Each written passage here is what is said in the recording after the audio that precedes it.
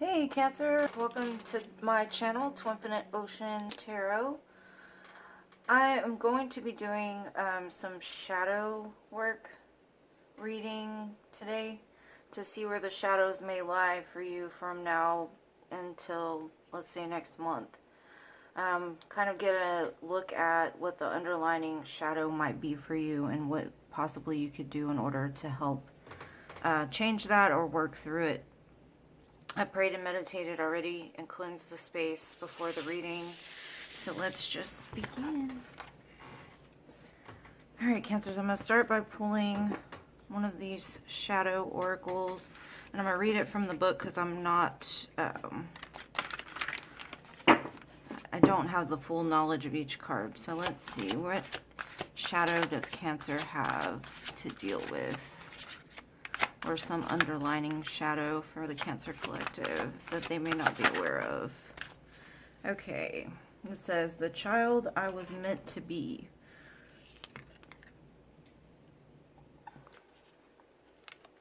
It is number 8, so 8 can be an important number for you.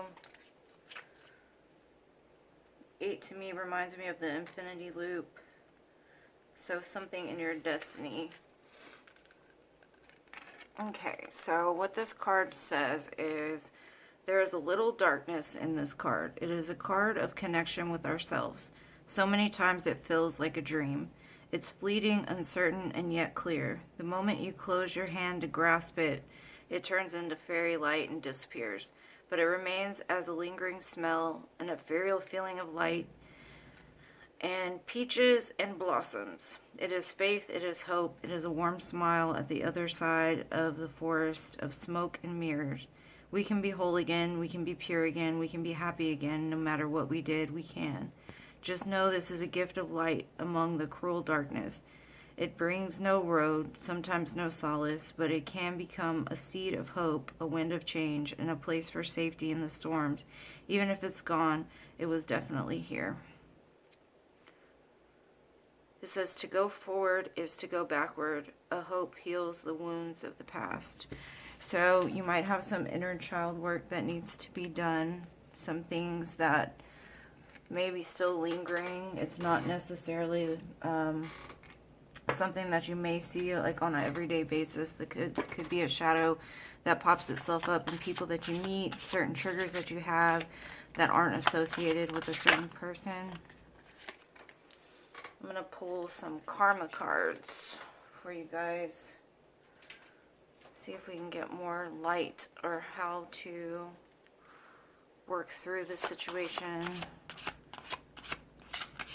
Kind of reminds me of the Six of Cups. So, sweet and fond memories of what used to be possibly still haunt you. Or that they keep you going almost. Maybe something that gave you light in the middle of a whole lot of darkness. Okay, so for these cards, they're pulled from 3 different decks. One is the planets, one is the sign, and then one is the house. So what we have here, we have got Neptune, and Neptune is associated with like Pisces, dreams, things like that. And then we have, for the signs, we have Taurus, and we also have in the 4th house. So basically, you could have Taurus in your Neptune, or maybe it's a 4th house for you. But regardless, it says the idealization of resources to maintain what makes you feel secure. Confusion regarding the practicality of support.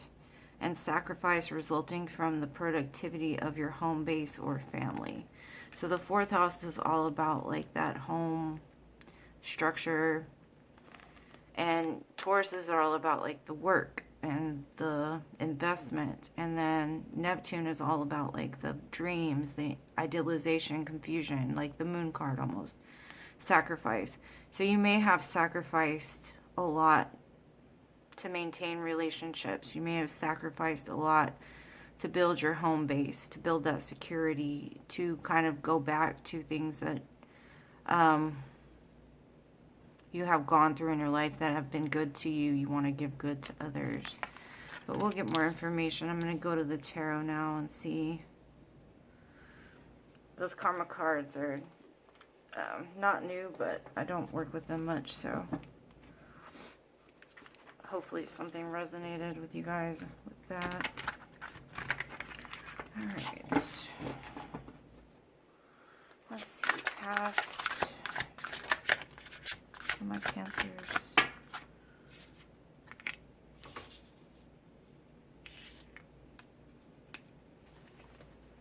Present.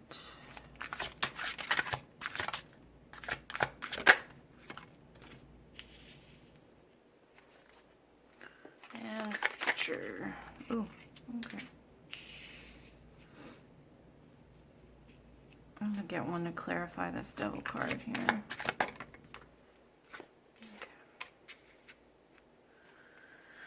Alright, so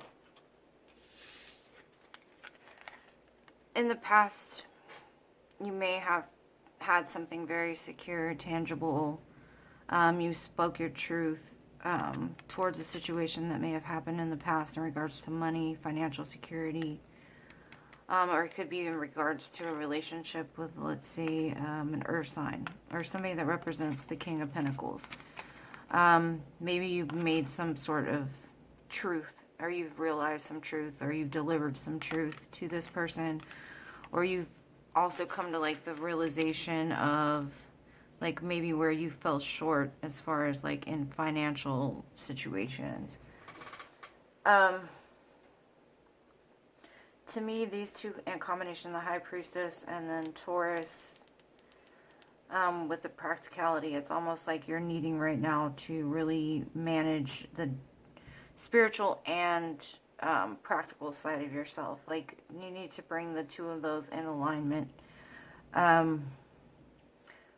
Also, what I'm going to say is, like over here, you've had confusion regarding your finances, confusion towards like an idealistic idea of how things should or would go, and you've kind of sacrificed your resources, your voice, those type of things towards something that may have in the end not really worked out, because maybe you put expectations on a situation, you may have put expectations on a person, and you can't put expectations on anything. You've just got to learn to let it flow. So like right now, maybe in the past you've been too practical, or you may have been too spiritual as far as like sacrificing and giving and things like that. And now you're going to have to kind of blend the two, because it shows here in the end, basically what you want is support. You want to feel secure. You want your home base or your family to feel good. So what you're going to have to do is kind of move yourself away from maybe toxic tendencies that you have, like really having the strength to move past things.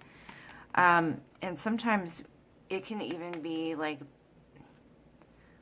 holding on to something that no longer serves you. Spirit will tell you, you need to remove this person from your life. They don't add to your life. They take away from your life. This person is toxic. You'll receive downloads. You'll receive red flags. And you just will turn like a blind eye to them. So what you're going to have to do is just look at this demon in its face and like show it the light. You know, like feed the light into any situation. Like if you put somebody on a pedestal, don't do that. If you put yourself on a pedestal, you can do it from a place that isn't selfish or devilish or things like that. It's just, for me, what I'm seeing is like maybe you've invested too much into a person or a situation that failed you. And now it's time to really look into the shadows.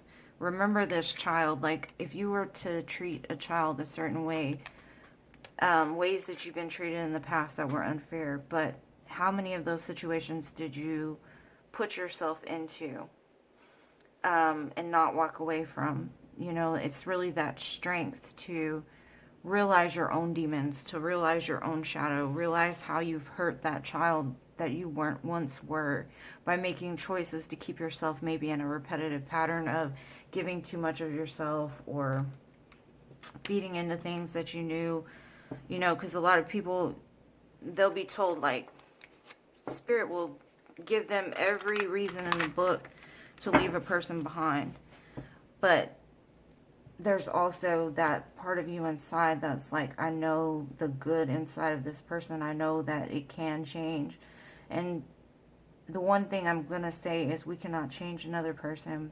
We can only change ourselves. So if you want change, the change has to begin with you. Like, you have to put your foot down. You have to speak your truth. You have to realize that the main point here is to love that child, for that child that's inside of you to be loved the way that you would want to be loved. And let's say that if you look at your inner child as your own child, would you let your child go through some of the things that you've been through, or would you put a stop to it? So it's really about recognizing those shadows of, like, how we've treated ourselves poorly, or how we've put ourselves in situations that have hurt that child that's inside of us. Because, you know, you may have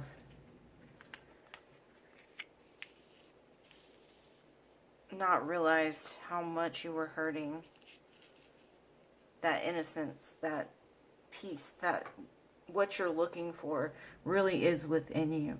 So start addressing that child as if it's your own child, like that inner child of yourself, because it really is. That's you.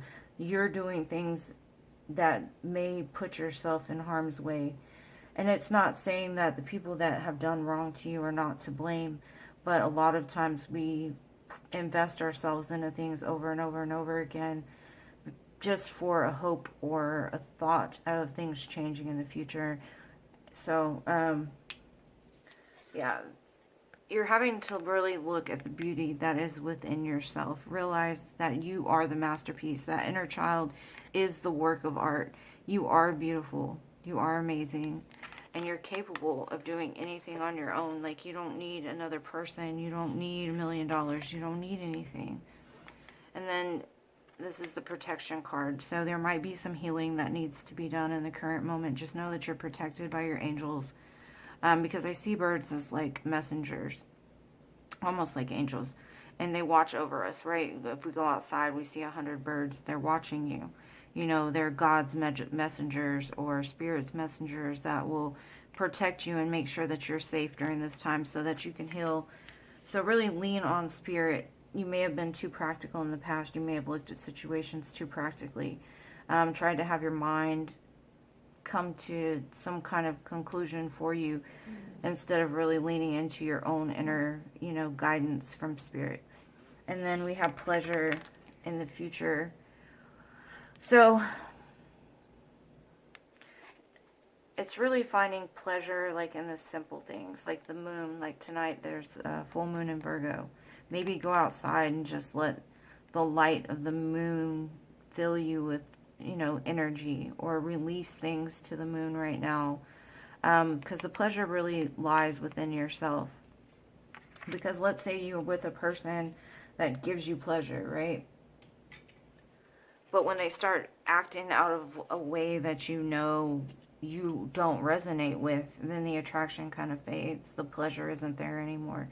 So it's about finding that pleasure within yourself, like in the simple things that don't change. Like, you know, go enjoy the wind, go enjoy the flowers, go enjoy the things that are like cemented, you know, not something that's like temporary pleasure, I guess. And I guess that's the devil and the strength. Like, be careful of leaning into maybe toxic ways of finding pleasure. Okay, so we have past, lack, and suffering. Ace of Fire, confusion, Neptune, and illusions. Yeah. Something in your past, what I'm seeing here is maybe it's even a past life thing that you're having to work through in this life. There's some kind of confusion or illusion, like you might have been wearing rose-colored glasses, which has kept you in this lack, suffering mindset, like something that you have not wanted to see for what it is causing that lack and suffering to come through in the present moment. And you got Neptune and Neptune here as well. So there's a lot of illusion and confusion. And like I said, it's a lot of us making up stories of how things could be not as they should be. And so what I see here with the Ace of Fire, you're going to find that fire again within yourself to move. You're going to find what it is that's causing this lack and suffering in your life, and taking these rose-colored glasses off and really looking at situations for what they are. And with the Ace of Fire, it shows that you will be actively moving past the lack, the suffering, the confusion, and moving towards what it is that really fuels you up, what really gives you pleasure, what really... Because all we have at the end of the day is ourselves. And if we can't make ourselves happy, or we can't be happy just with ourselves, why would somebody else want to be, you know? Okay, so I'm going to pull from the Rebel deck just to close it out. I know it's shadows, so maybe you'll get a little laugh out of what they say or something like that. Because shadows, you know, they're kind of deep. Let's see. But we have to face them, or they just stay in the shadows until that tower will come. Okay, so y'all have got a lot of cards. If you do not like cursing, please fast forward. It says, stop sleeping so damn much. Wake up, you are missing some cool shit. And that may just be you being asleep to the reality of life. And then you've got lightning bolt. Figure shit out on your own. Yeah, it's all about self-love. Don't believe every shitty thought you have. Thoughts can be sneaky, lying bastards. Ain't that the truth? Don't fucking force it. Allow the shit to come to you. You are talented and fucking amazing. The world needs your power, your voice. Just don't use it for dumb shit. It's like that strength and that devil. Don't use it for dumb shit. And you need some fucking yoga in your life. Ancient shit is cool. Amen to that. And it also helps with like getting in tune with spirit and clearing the mind. So you're protected. Just work on some inner child stuff. And you know, you could say all day long, oh, I don't have anything that, you know, I've done every... There's always something else to learn, and there's always something else that you can change to evolve to. So hopefully you got something from this. That child inside of you wants to be reborn again. Well, I love you guys. Let me know in the comments if it resonated with you, or if you like this type of reading. And I'll see you in the next one. Peace.